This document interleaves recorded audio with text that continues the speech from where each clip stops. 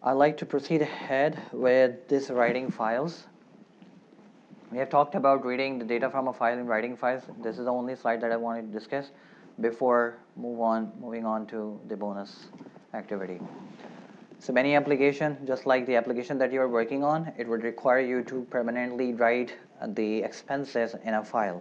So even though you are not working with an application, the interface, you can still retrieve the expense report behind the scene from the file that is stored on your computer. So what we do is we write the file name and use the write method to write the arguments or whatever you want to write. So here is an example. Writing file.py, assume that this is the file name. We use the same open method. We specify the file name where we want to write, and additionally we specify the mode of operation. Here W corresponds to write operation. Okay. Here in this example we did not specify anything. So by default, if we do not specify anything, it assumes that we are trying to read the contents of a file. If we want to write, we need to specify W or some other modes. I'll be talking about it later. So we are opening this file in writing mode. I can only write it. Okay, I cannot read. So f.write and the sentence, hello, my first \n will change line and my first write operation, and then in the end we need to close it.